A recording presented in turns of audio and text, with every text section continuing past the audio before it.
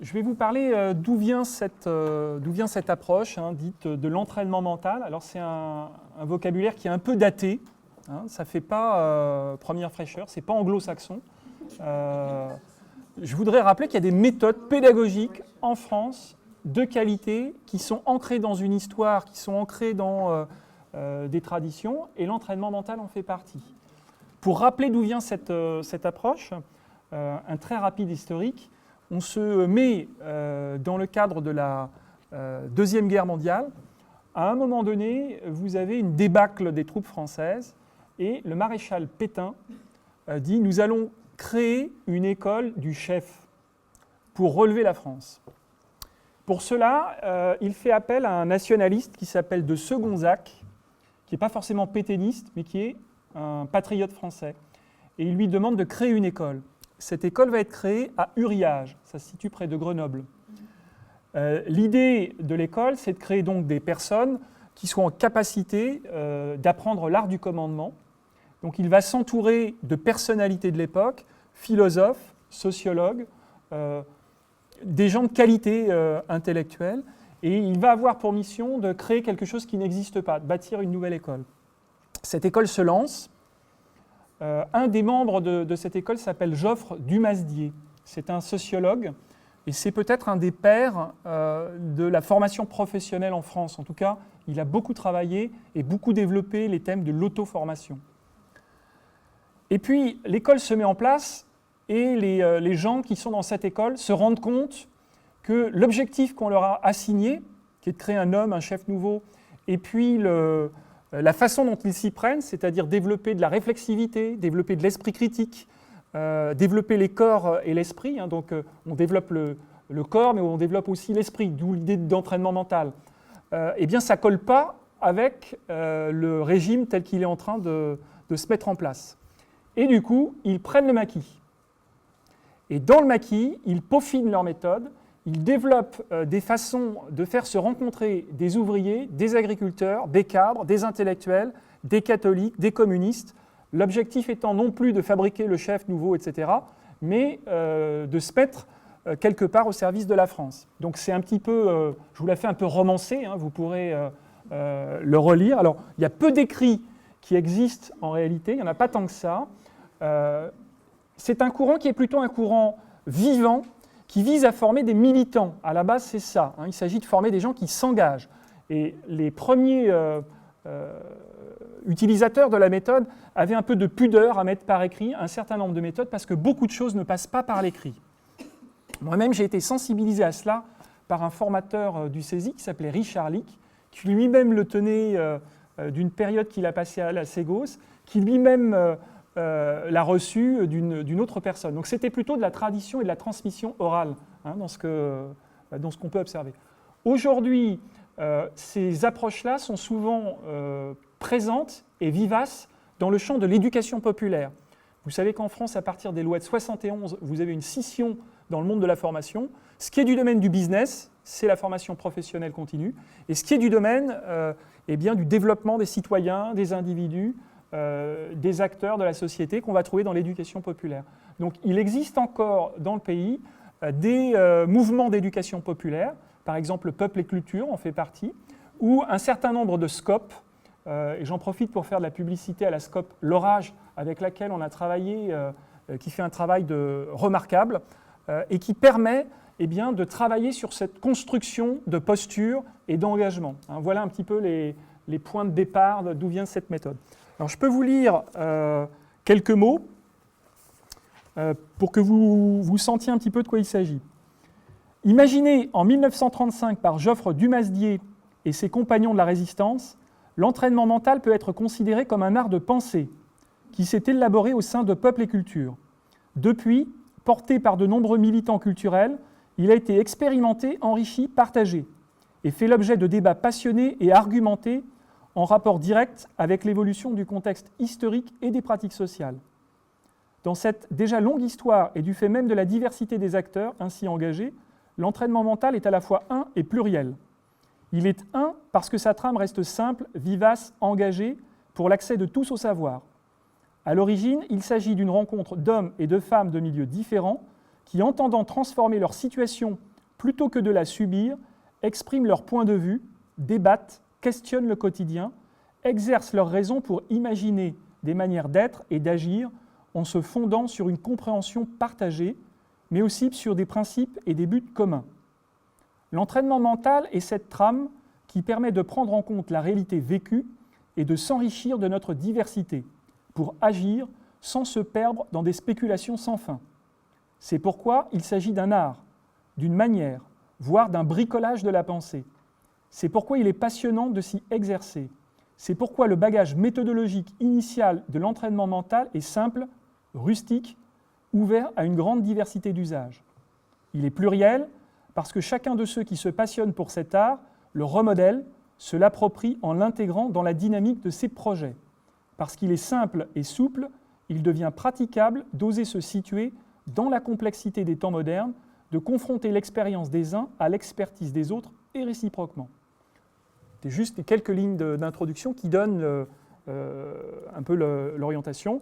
Donc vous avez un ouvrage qui s'appelle « Penser avec l'entraînement mental, agir dans la complexité » de Peuple et Culture. Et puis je donnerai une autre référence de Jean-François Chausson, qui a mis plus ça sous forme d'exercice qu'on peut retrouver. Voilà pour situer en quelques mots. Alors, il est simple, mais tout d'exécution, on va dire. Quelques points clés. Tout d'abord, il s'agit de partir d'une situation problème, réelle et personnelle.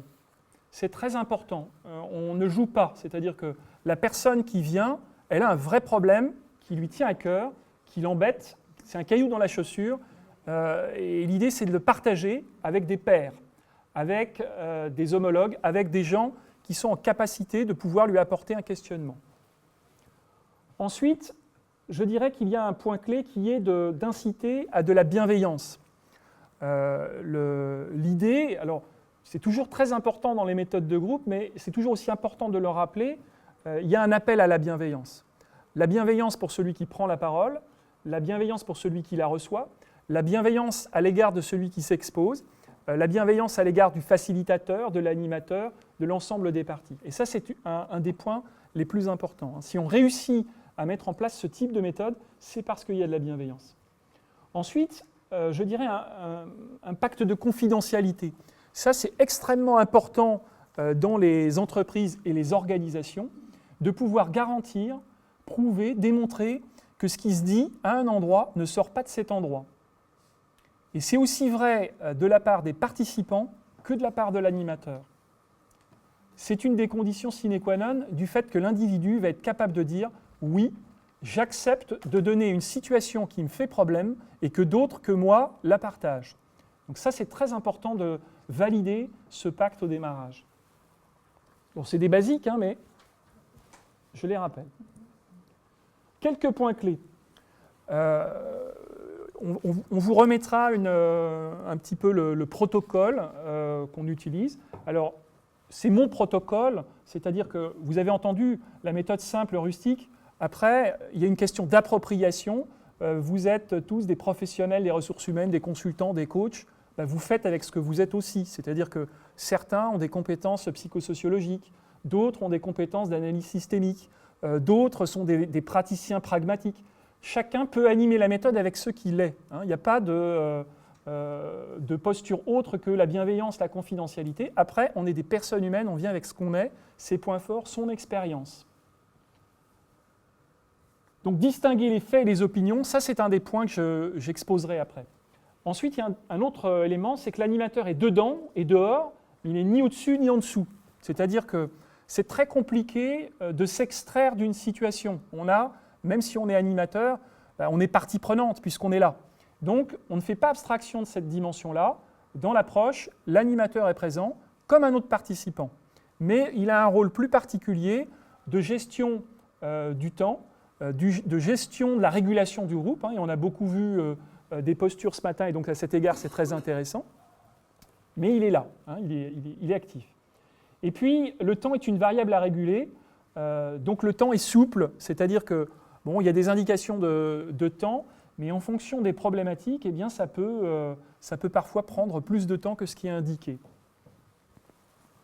Alors, je vais revenir maintenant aux différentes étapes. Alors, je ne sais pas si vous les voyez bien. Mal ? Pas mal. Bon.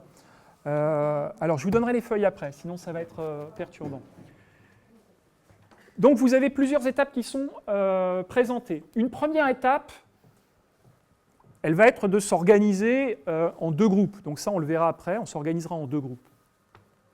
Il va y avoir une personne qui va se présenter avec une situation problème. Donc quelque chose qu'il vit, ici, maintenant, dans sa vie professionnelle, et dont il a envie qu'on se saisisse pour qu'on l'aide à avancer.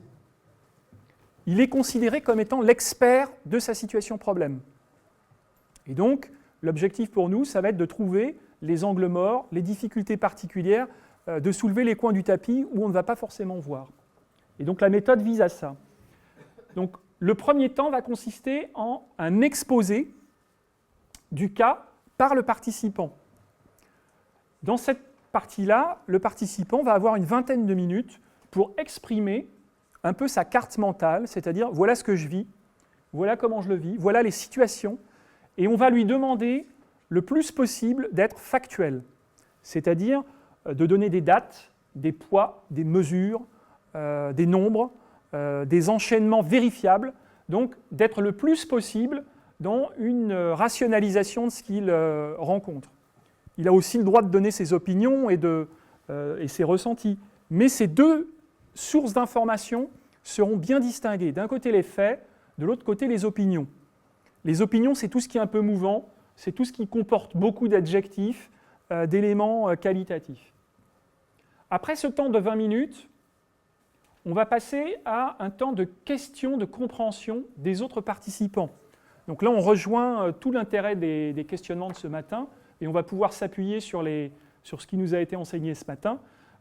L'objectif là des questions de compréhension, c'est des questions qui visent à récupérer le plus de faits possible, à comprendre ce qui se passe. Donc on va éviter des questions de jugement, des questions inductives. Ah mais pourquoi tu n'as pas fait comme ça ? Ça n'est pas une question admise. On va au contraire essayer de faire une enquête à la façon de Sherlock Holmes et de capter des faits, des dates. Alors ça peut être un temps plus ou moins long en fonction de la complexité des problèmes.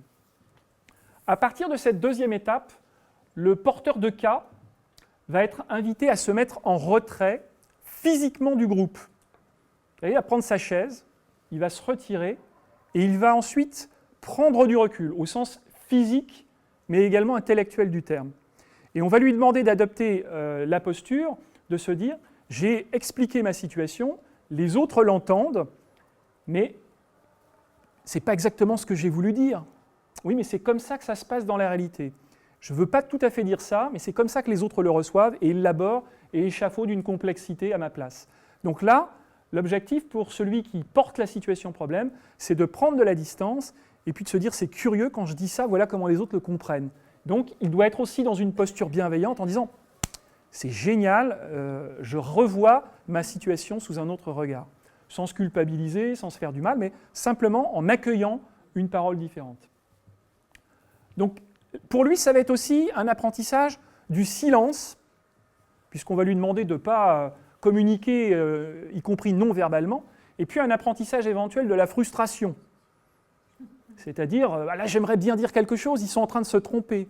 Eh bien non, tu te tais, et puis tu écoutes ce qui se passe. À partir de là, il va y avoir un travail par le groupe de mise en évidence des points saillants. Donc dans le travail qui aura été réalisé, chaque participant va être invité à noter, à relever les faits qui auront été indiqués, de façon à avoir une cartographie des faits la plus précise possible. Et là, on va essayer de mettre sur... On a des paperboards, on mettra sur les paperboards les faits qui ont été relevés et qui nous semblent les faits qui sortent du récit. Tout ce qui sera un peu douteux, on le mettra du côté des opinions. Ça fait partie de la réalité, mais ça a un autre statut. À partir du moment où ces points saillants seront mis en évidence, alors il va y avoir un travail de classement des faits dans des grandes familles. Par exemple, des familles de faits techniques, une famille de faits économiques, une famille de faits humains, une famille de faits organisationnels, une famille de faits stratégiques. là, libre cours au groupe de choisir ses familles de faits en fonction de son intelligence de compréhension. Une fois que ces faits seront mis en famille, eh bien, il s'agira de retourner la problématique. Donc je passe un deuxième transparent, je reviendrai à l'autre après. Ça veut dire qu'on va essayer de créer une sorte d'escargot comme ça. Ça, c'était une approche de la méthode où on crée un escargot. Donc vous avez les faits les plus enveloppants qui seront en extériorité. Alors, la première famille de faits, par exemple, les faits que j'ai appelés famille de faits A, 15 faits relevés. Donc on a plein d'éléments. Donc on se dit spontanément, voilà, c'est là où est le problème. Et en réalité, ce qu'on va faire à travers cette méthode, c'est qu'on va s'intéresser plutôt aux faits rares, ceux qui sont peu présents dans la carte mentale du porteur de la situation problème, et qu'on va qualifier comme étant l'angle mort, c'est-à-dire la partie qui a été peu présente dans l'esprit du porteur de la situation problème et sur lequel le groupe va être invité à élaborer et à réfléchir ces pistes de solution. Est-ce que les 2 faits font partie des 15 faits? Non. Mettons qu'on ait 15 faits économiques, une dizaine de faits sociaux, 8 faits organisationnels, 5 faits managériaux, 3 faits historiques et puis 2 faits politiques. Voilà. Et du coup, on va se dire, tiens, plutôt que de parler des faits, la première famille qui est très très présente, on va plutôt s'intéresser à prendre la situation par l'angle politique. Ça ne veut pas dire qu'on va abandonner le reste, mais notre clé d'entrée, elle va un peu changer. On va faire comme un gant, on va retourner et on va essayer de regarder de l'autre côté du miroir.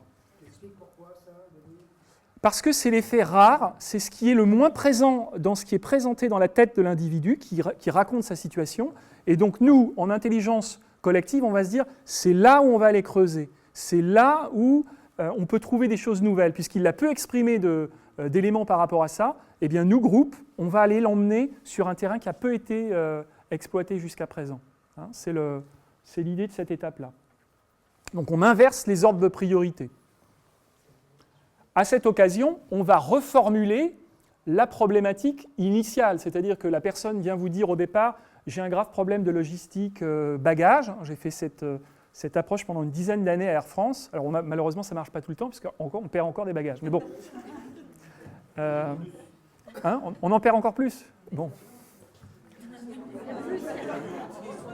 Plus de bagages qu'avant. Qui vient de Pétain et le fait qu'en fait ça résout rien.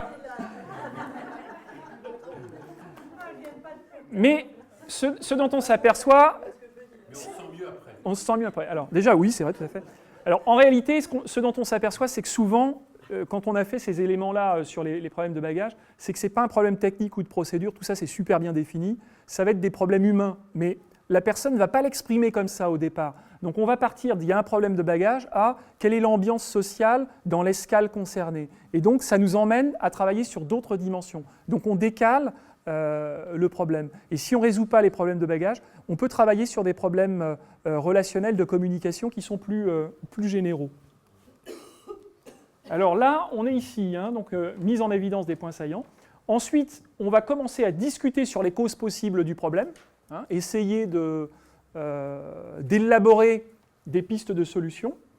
À cet égard, c'est là où l'animateur, il est dedans et dehors, c'est-à-dire qu'en tant qu'animateur, il a aussi une expérience, il a aussi du vécu, et il peut apporter un commentaire, sa parole n'est pas interdite. Il peut dire, voilà, les pistes là peuvent être faites finalement en intelligence, tout le monde peut se mettre d'accord pour essayer de trouver des causes possibles, et puis de le formaliser, de l'écrire. Une fois que ça est à peu près repéré, on peut passer à appel à la théorie et à l'expérience du groupe, c'est-à-dire apporter des idées pour résoudre la situation problème ou les éléments qui ont été identifiés. En toute bonne théorie, Mintzberg disait que, voilà, ça peut être une piste. Ou alors, moi, quand j'ai fait ça dans l'entreprise SNCF, ça s'est mal passé parce que, et je recommanderais plutôt de faire ça. Donc on peut là appeler la théorie et l'expérience, et encore une fois, le rédiger, l'écrire, le formaliser. Pendant toute cette période, là où c'est en bleu, eh bien, celui qui a apporté la situation problème, il écoute. Il est invité à prendre le temps d'écouter, de ressentir, d'essayer de comprendre et de saisir ce qui peut lui arriver. À la fin de l'exercice, on lui donne les éléments, souvent sous forme de paper ou de texte, et on ne lui demande surtout pas de réagir, de dire s'il est d'accord ou pas d'accord. C'est son problème, c'est à lui de faire avec. On peut faire, parce que souvent les groupes ont envie de parler encore et de dire « bon alors t'es d'accord ?» Non. On est plutôt sur est-ce que la méthode a été bien vécue ou pas, mais on ne refait pas le débat de fond, parce que sinon on risque de rentrer dans j'ai voulu dire ça, mais toi tu m'as dit ça, t'as pas bien compris, ça j'ai déjà essayé, ça marche pas. Non. On lui demande de prendre les éléments et puis d'essayer d'en refaire quelque chose, en lui indiquant que le groupe est de bonne foi, bienveillant, veut essayer de l'aider, et donc que c'est à lui, d'une certaine façon, de prendre ces éléments-là. C'est pour ça que quand on utilise ce type d'approche, il vaut mieux l'utiliser soit en fin de journée, soit en fin de matinée, de façon à ce que la pause naturelle rompe l'échange et qu'on puisse glisser vers de l'informel, du repas ou quelque chose qui permette de décompresser. Mais on ne va pas le reprendre. On verra, quand Pascal vous le présentera en fin d'après-midi, dans le témoignage, que lorsque un groupe utilise plusieurs fois la méthode d'affilée, eh bien on peut intégrer une nouvelle séquence qui nous rapproche là du co-développement, dans le sens où on peut revenir, mais cette fois-ci à froid, sur qu'est-ce qui a été fait par rapport à la séquence précédente. Mais on ne le décrète pas, en réalité ça vient tout seul. C'est ça qui est intéressant dans le processus. Voilà, et ça c'est le bouquin